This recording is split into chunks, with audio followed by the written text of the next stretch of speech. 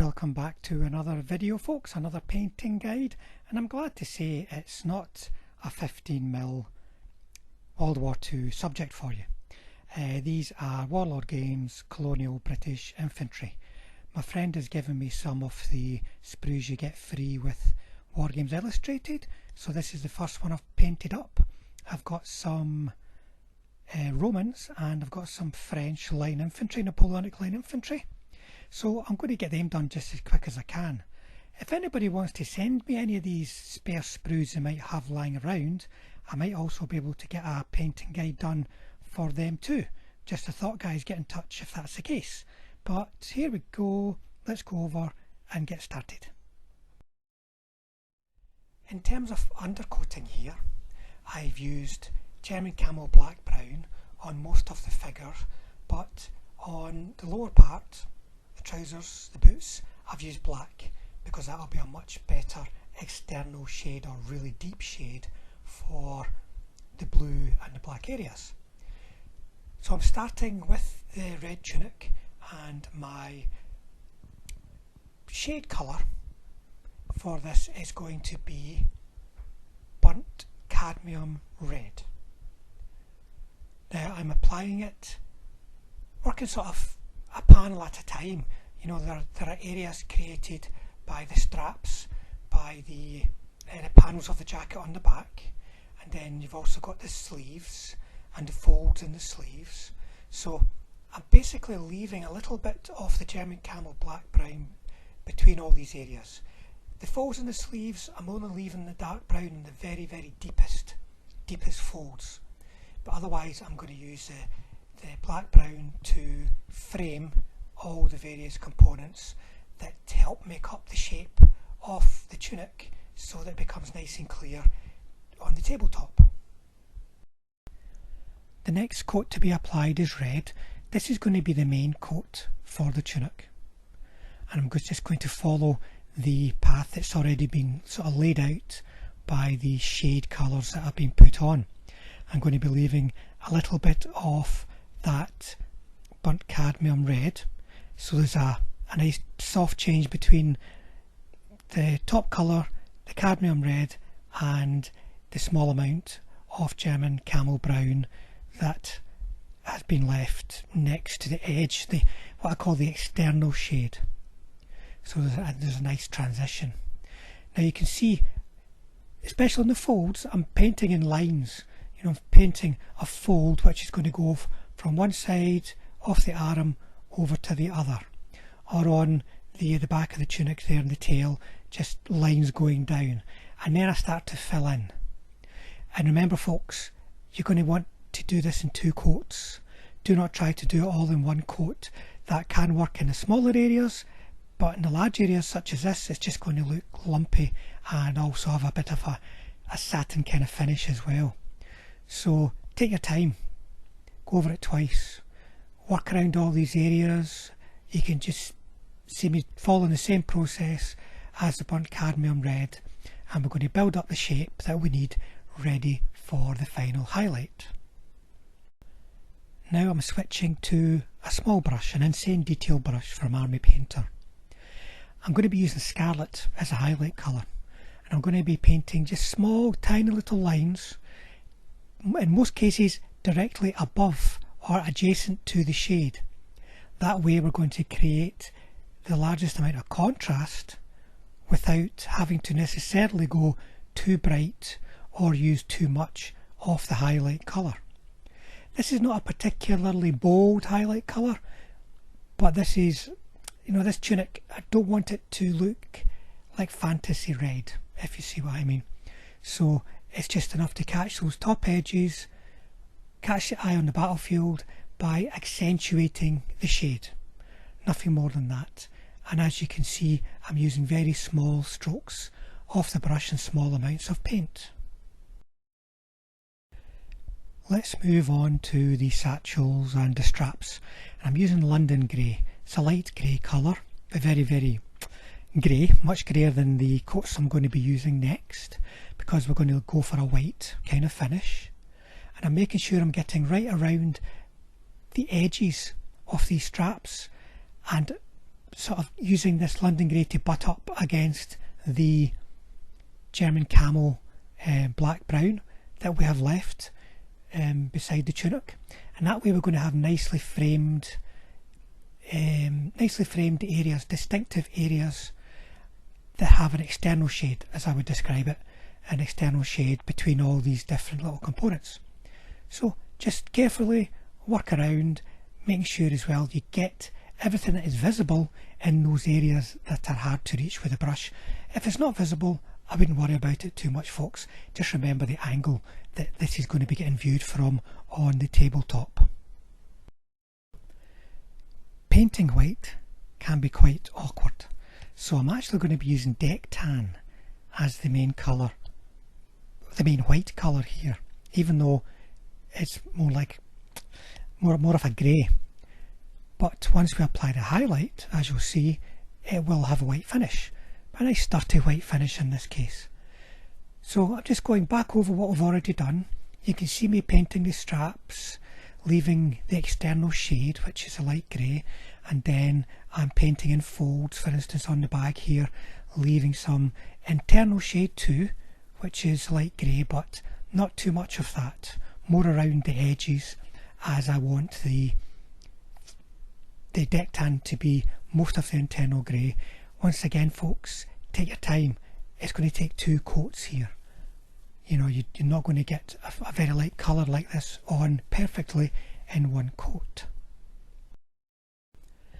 And now we move on to the white. So we're just catching the edge of these straps. So we're going to have a strong external shade and then a nice softer internal shade from the deck tan. Sort of painting the top and the bottom of each strap. And you want to try and do this in 1 coat, folks. You don't want to go over this small detail again and again.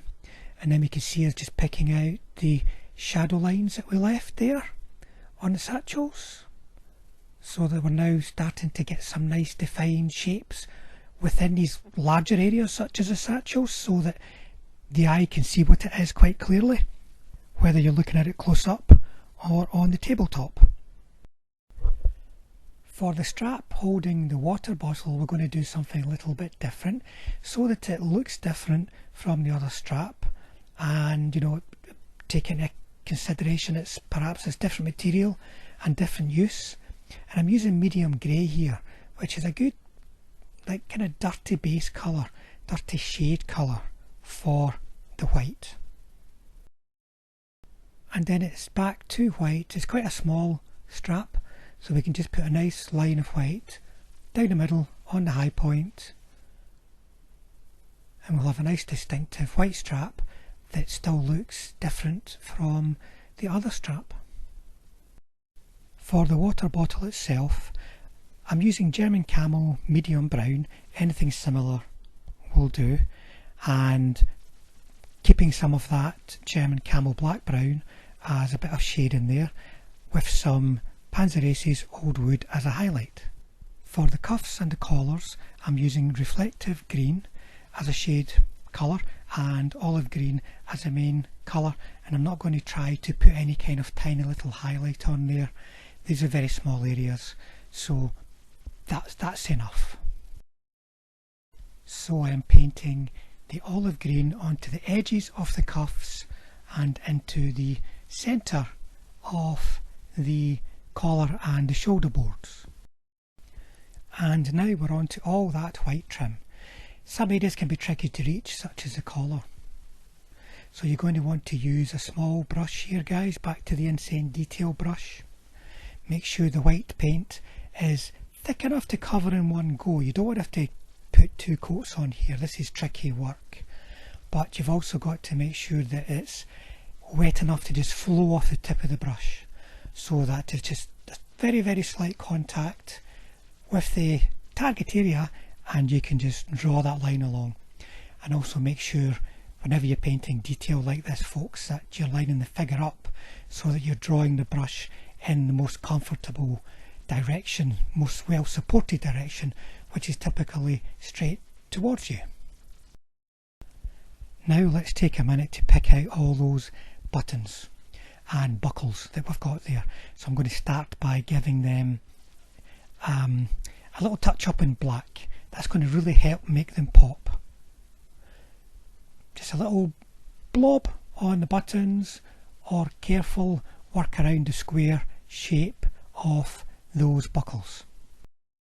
For the buckles and the belts themselves, you could just use a metallic colour or a grey colour, just whatever takes your fancy, whatever you prefer, and I'm using London Grey here. Now on to the Pith Helmets. I've given them an undercoat of Panzer Aces Highlight Field Grey 2. Then I'm going back to medium grey to provide the main colour, the main coat. So I'm leaving a little bit of that shade colour, the Field Grey 2, between all the various components. So we've got a nice clear shape. You can also, if you want, leave some of the original deep shade, the German camo black brown, if you really want all the straps and the edges to pop. But if you're going to do that, just leave a little bit. Don't put too much, or it's going to look a little bit too jigsaw like. And then for a highlight, we're on to deck tan. So back to the small brush again, folks, just little bits, catching those raised points, the edges, just helping to accentuate the shape so that it stands out clearly on the tabletop. Onto the trousers. Over that black undercoat, or what you might want to think of as external shade, there's going to be the edge around the blue and perhaps some left in the deepest folds. We're going to be using Stormy blue as a shade colour, ultramarine blue and steel grey, all from the game colour range. So we're just working across the shape of the trousers, leaving any really deep areas with some black and keeping an edge of black around everything. And then using the ultramarine blue, we're going to paint the main shape on.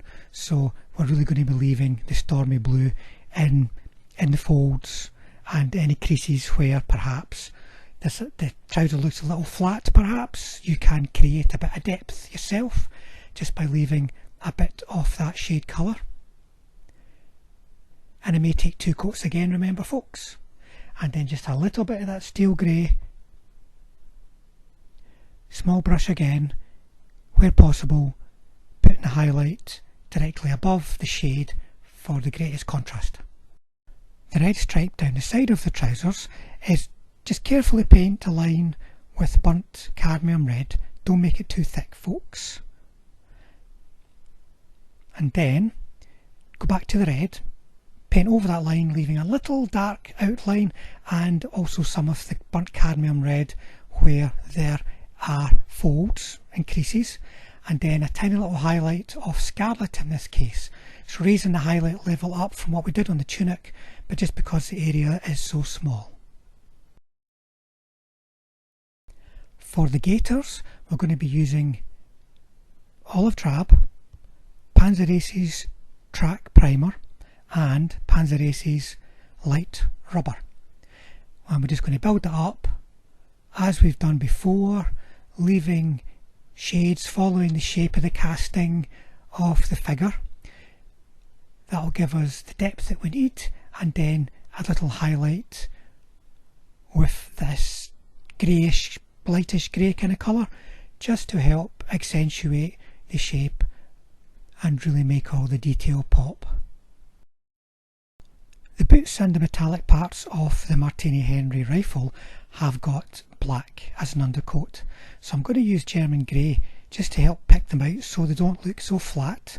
As far as the boots go, that will be the end of any highlight on them. We want them to be dark, but it's going to be the start of us building up a bit of a dark metallic look to the Martini Henrys. So I'm going to go to a light grey, in this case it's London Grey again, and just using the small brush, just a very small set of highlight lines on the German grey, so it's got a bit of a metallic sheen, but it's not something which is overly metallic or overly bright.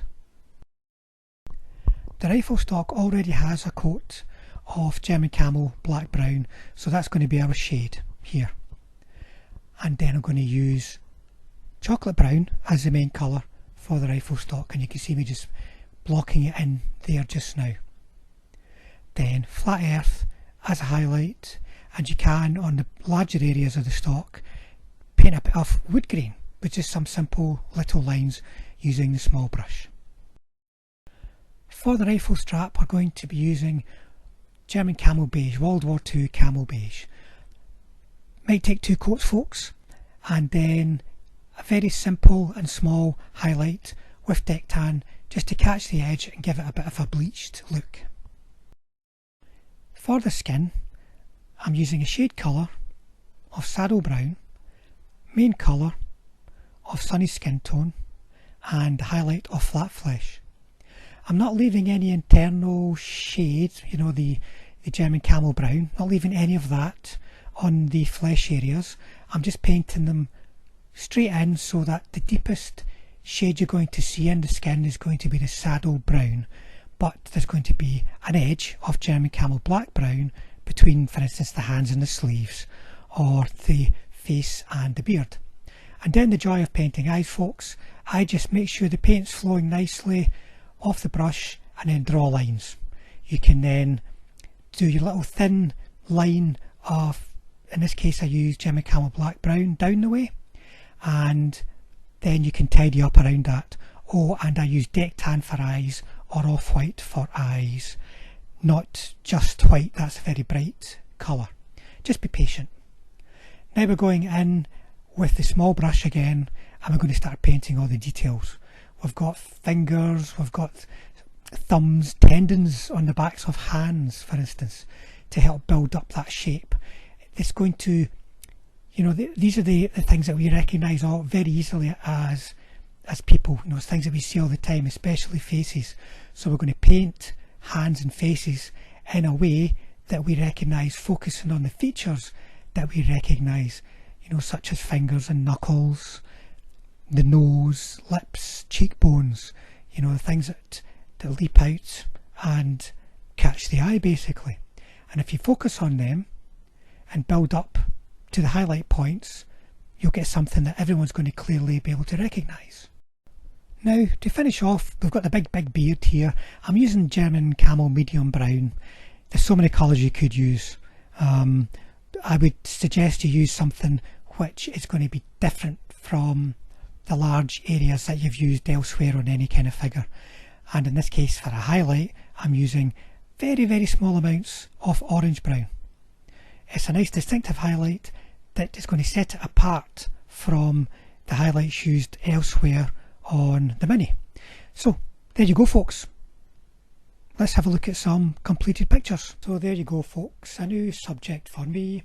Hope you enjoyed it. I'll try and keep this wider range of subjects coming in the future, but thank you for watching.